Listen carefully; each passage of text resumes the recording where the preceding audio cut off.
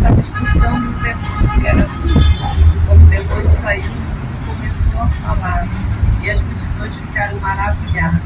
Mas alguns deles disseram: pelo poder de Beuzebu, chefe do demônio, que ele expulsa o demônio. Outros, para submeter a prova, pediram um sinal do céu. Mas Jesus, conhecendo seus pensamentos, disse: todo reino dividido contra si mesmo está arruinado, e uma casa dividida contra si mesma cairá.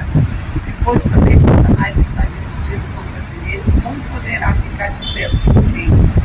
Pois estáis dizendo que pelo poder de Beuzebu eu expulso o demônio. Ora, se eu expulso o demônio pelo poder de Beuzebu, pelo poder de quem vossos filhos os expulsam? Por isso eles é que serão vossos juízes. Mas se é pelo poder de Deus que eu expulso o demônio, então chegou para vós o reino de Deus. Palavra da salvação.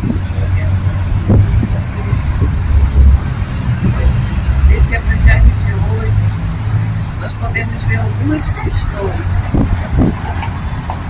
A primeira dela é: quem é Deus? Quem é Jesus?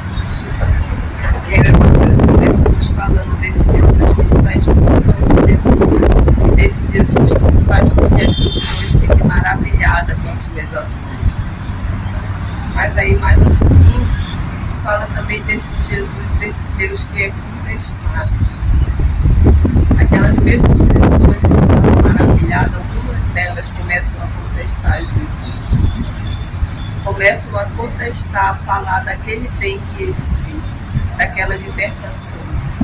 E aí nós podemos ver esse Deus, esse Jesus, se bem como aquele que nos liberta, que nos traz de volta a dignidade. Mas ele traz também um outro aspecto. Ele vem nos dizer também que a fé e a razão caminham juntos. Porque Jesus chama aquelas pessoas à razão. Ele chama aquelas pessoas para pensarem, para meditarem. Quando ele é contestado, ele pergunta daquelas pessoas: como pode Satanás agir contra ele mesmo? Uma casa dividida não permanece de pé, mas vai à ruína. Por isso o Senhor está chamando a razão, está tirando aquelas pessoas da euforia, da emoção, de estar maravilhado pelos feitos dele, e está trazendo elas da razão, para que elas pensem.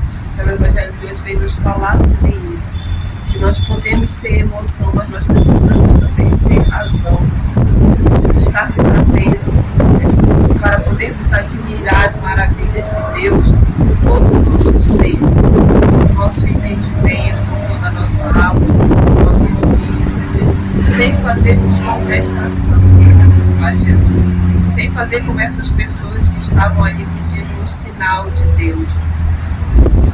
Isso também é um fator para nós refletirmos nesse dia, nessa quinta-feira. Como nós estamos nessa multidão que busca Jesus? Nós estamos maravilhados, nós estamos assim com esses povos contestando Jesus. Mas será que isso é de Jesus mesmo ou isso é do inimigo que ficam pedindo sinal para Jesus? Hoje o Senhor nos convida a darmos esse passo na fé, a sermos razões também, não só emoção, mas a refletirmos também sobre a sua ação. Mas mais ainda, ele vai nos dizer que observar os seus feitos é reconhecer que o reino de Deus chegou para nós. Então possamos pedir isso nessa quarta-feira, nesse período de quaresma, né? Que sejamos emoção, mas que sejamos razão também, Senhor. O Senhor nos dê a graça de reconhecermos que o reino de Deus chegou para nós, de reconhecermos aquilo que Ele está fazendo em nossas vidas.